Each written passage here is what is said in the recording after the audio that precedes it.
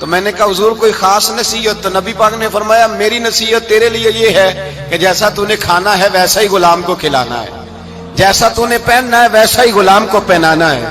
حضرت ابو ذر کہتے ہیں جو میرے اندر کمی تھی وہی میرے نبی نے نصیحت کر دی، جو میرے اندر کوتاہی تھی وہی غیب جاننے والے رسول نے بتلا دی۔ فرماتے میں گھر گیا، جب میں جاتا تھا تو ملازموں کا سانس خشک ہو جاتا تھا، وہ کانپنے ہانپنے لگتے تھے کہ جانے اب یہ کیا کرے گا۔ حضرت ابو ذر غفاری فرماتے میں گیا، ایک شخص سے میں نے کہا کھانا پکاؤ، کھانا پکایا، دسترخوان پہ لگایا اور اپنے سارے ملازموں کو کہا آؤ یار میرے ساتھ بیٹھ کے روٹی کھاؤ، آؤ سارے میرے ساتھ بیٹھ کے کھانا کھاؤ۔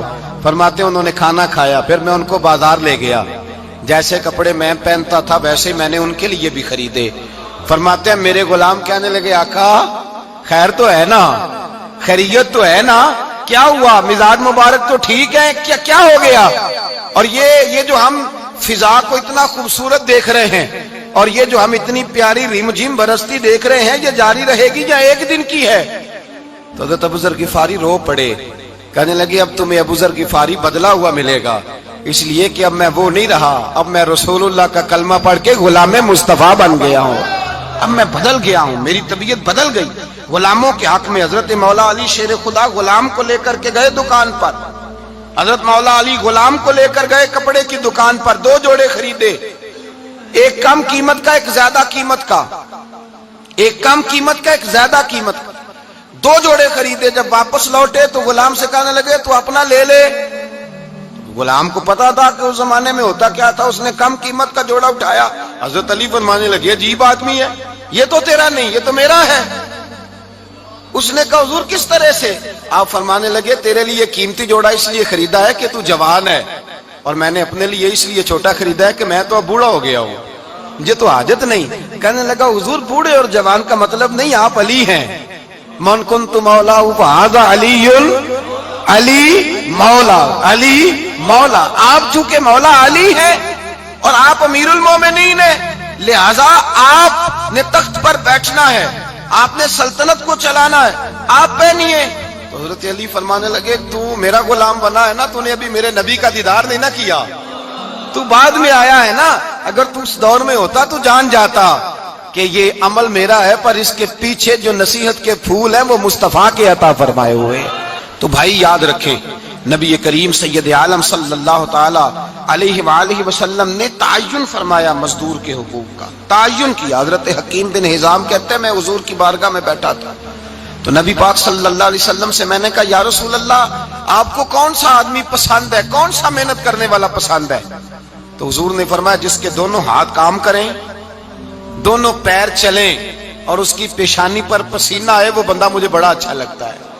جس کی پسینہ آئے، آج لوگ مزدوری نہیں کرتے، دائیں بائیں دیکھتے ہیں، لوگ اپنے اندر وہ توانائی، وہ غیرت، وہ خودداری پیدا نہیں کرتے۔ بھائی گردن کو جھکا دیتا ہے خیرات کا پتھر، جہاں میں مانگنے والوں کے سر کبھی اونچے نہیں ہوتے۔ اور ایک بار کہنے لگے غیرت ہے بڑی چیز جہاں نے تگ و دو میں، پہناتی ہے یہ فقر کو تاج سردارا۔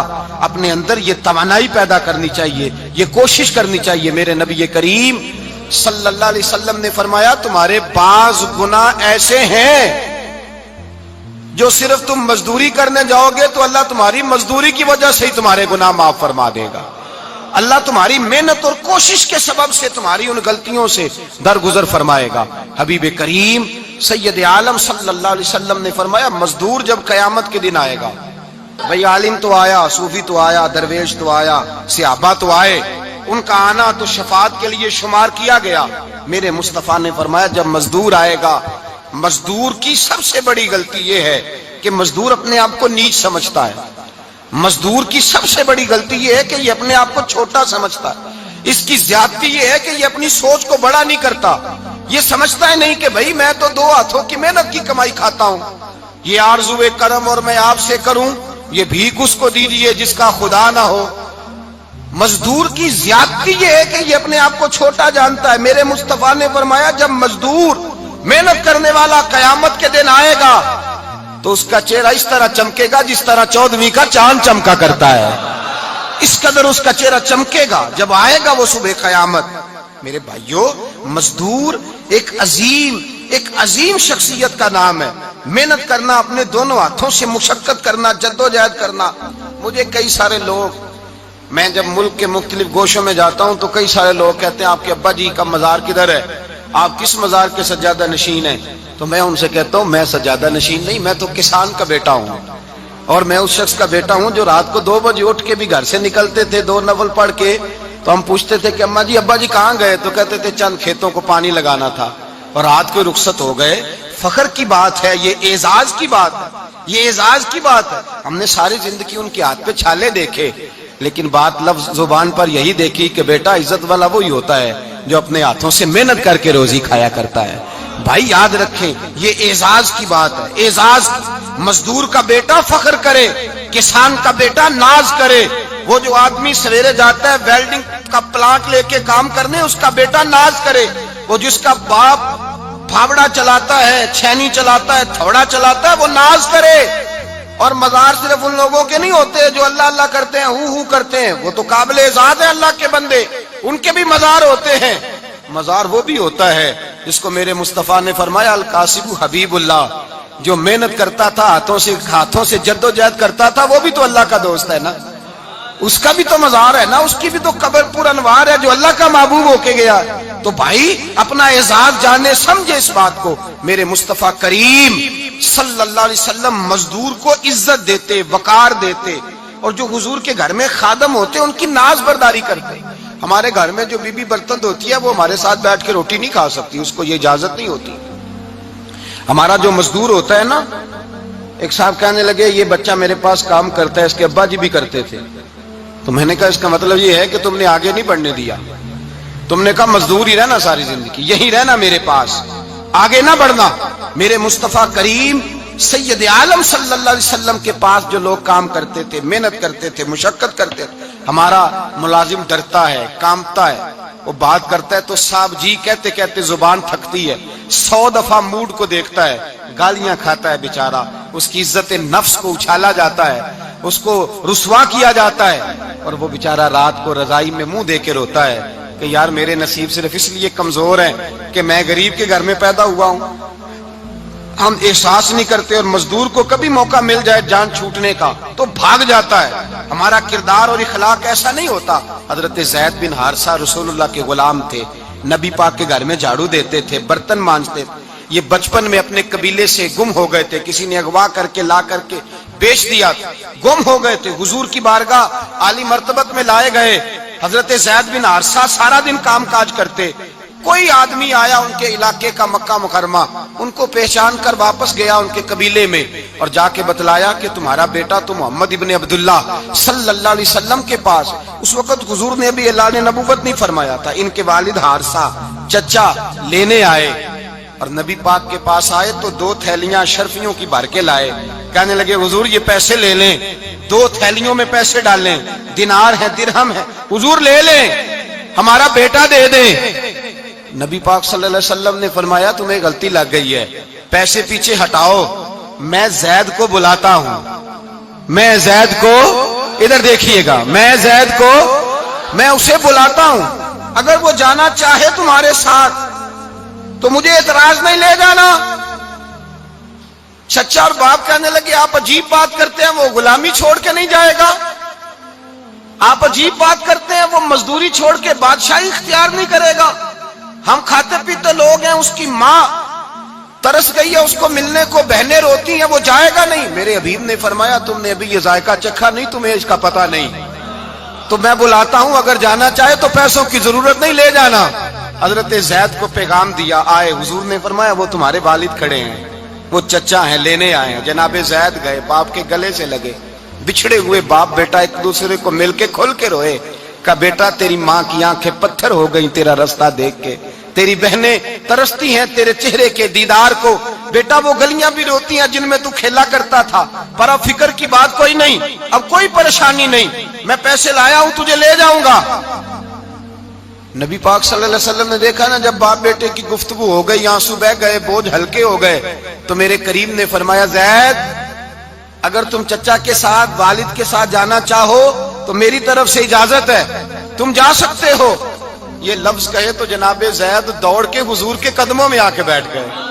हुजूर के कदमों में बैठ गए और गोया फाजिल बरेलवी अले रहमा नक्शा बयान करते हैं। कहने लगे तेरे कदमों में रहूं, गैर की ठोकर पे ना डाल, मैं झिड़कियां खाऊं कहां छोड़ के सदका तेरा, और तेरे कदमों में जो है गैर का मुंह क्या देखे, कौन नजरों पे चढ़े देख के तलवा तेरा। कहने लगे हुजूर मैंने नहीं जाना, मैं यहीं रहूंगा।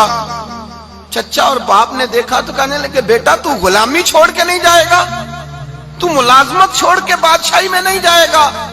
तो आपके वालिद को आप फरमाने लगे अब्बा जी जरा 2 घड़ियां यहाँ रह के तो देखें, यहाँ 2 घड़ियां रह के तो देखें। फरमाया यहाँ मुलाजमों का वो एजाज है जो शहजादों का हुआ करता है, यहाँ खादमों की वो इज्जत है। और पता फिर उनको मकाम क्या मिला, ये वाहिद शहाबियां जिनका नाम अल्लाह ने कुरान पाक में बयान फरमाया है, नाम अल्लाह ने कुरान मजीद में बयान फरमाया। हुजूर का अपने गुलामों के साथ जो ताल्लुक था, अपने मुलाजमों के साथ जो रिश्ता था, बड़ा आदमी आता ना, बड़ा आदमी तो लोगों की सांस सूख जाते हैं, उठ के मिलते हैं, बड़ा कुछ करते हैं।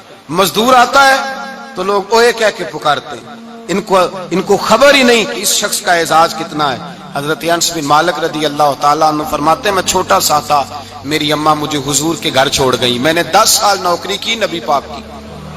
कितने साल बोलिए? 12वें दिन लोग कहते हैं बस भाई खत्म हो गया, अब फ्रैंकनेस हो गई है, अब जो मर्जी तेरे साथ करेंगे। 10 साल नौकरी की मैंने, लेकिन जनाब अनस फरमाते हैं नबी पाक ने कभी मुझे उफ तक भी नहीं कहा था, उफ तक भी नहीं कहा था, उफ तक भी। हुजूर ने भेजा जाओ फला आदमी को बुला करके लाओ। हजरत अनस बिन मालिक रदी अल्लाह ताला अन्हु फरमाते मैं बुलाने गया, बच्चा था छोटा सा, रास्ते में बच्चे खेल रहे थे तो मैं उनके साथ खेलने लगा, महव हो गया, मुझे पता ही ना चला वक्त का। हुजूर ने जब मुझे भेजा तो फरमाया जल्दी जाना और जल्दी आना। अब मुझे खबर ही नहीं, बड़ी देर हो गई। हुजूर वहां इंतजार कर करके खुद तशरीफ लाए। कहते जब नबी पाक आए तो मैं बच्चों के साथ खेल रहा था। हुजूर ने जब मुझे खेलते हुए देखा, मेरी अचानक नजर पड़ी तो मेरे होश उड़ गए। हुजूर ने तो कहा था जल्दी आना, और मैं यहाँ खेलने लगा, यहाँ इतना उलझा के मुझे ख्याल नहीं रहा किस काम आया हूं।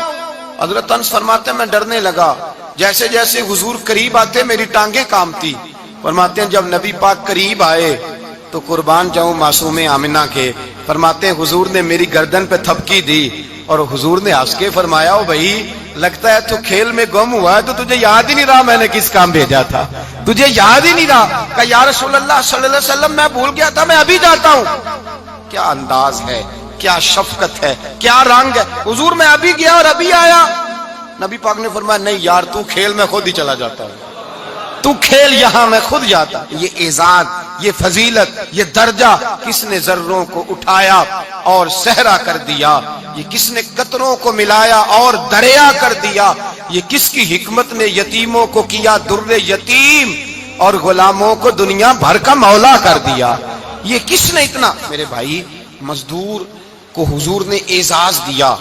नबी पाक अपने हाथ से काम करने वाले के साथ उसने सुलूक करते, मोहब्बत करते, प्यार करते। एक बूढ़ी अम्मा थी जो मस्जिद में झाड़ू देने की मजदूरी करती थी। क्या काम करती थी? दुआ करें अल्लाह हम सबको मस्जिद की सफाई की तौफीक अता फरमाए। बूढ़ी अम्मा थी, मस्जिद की सफाई करती थी, नौकरी करती थी, बीमार हो गई। बुखारी शरीफ में मौजूद है अल्लाह के महबूब सल्लल्लाहु अलैहि वसल्लम रोज तीमारदारी करने जाते। एक वक्त ऐसा आया कि दिन में 2 मरतबा हुजूर तीमारदारी करने जाते। एक शाम नबी पाक ने फरमाया इसका इंतकाल हो जाए तो मुझे इत्तला करना। सहाबा कहते हैं रात के वक्त उनका इंतकाल हुआ, ठंड का मौसम था, हमने हुजूर को तकलीफ देना मुनासिब न समझा, हमने दफन कर दिया। सवेरे अल्लाह के हबीब ने पूछा तुमने मुझे इत्तला क्यों नहीं दी? हुजूर सर्दी बड़ी थी। कौन जाता है मजदूरों के जनाजों में, कौन जाता है मजदूरों के जनाजे में। यहाँ तो अब जनाजे भी सियासी हो गए हैं। अब तो कोई बहुत बड़ा अमीर आदमी फौत हो जाए तो वहाँ रश होता है, वहाँ रश होता है। गरीबों का तो जनाजा भी कोई नहीं पढ़ता। हजरत जनाब सैयदना अबू हुरैरा रज़ी अल्लाह ताला अन्हु फरमाते हुजूर ने फरमाया मुझे इत्तला क्यों नहीं दी? तुम्हें उसके एजाज का नहीं पता? वो मजदूर थी, मस्जिद में झाड़ू देती थी, तुमने खबर ही नहीं दी। हुजूर विशाल हो गया, फरमाया चलो मुझे बताओ कब्र कहाँ है। हुजूर सारा कुछ जानते हैं, लेकिन ये सारी तमीद इसलिए बयान की कि एक मजदूर की शान वाज़े हो जाए। फरमाया बताओ कब्र कहाँ है। सहाबा कहते हम कब्र पे ले गए।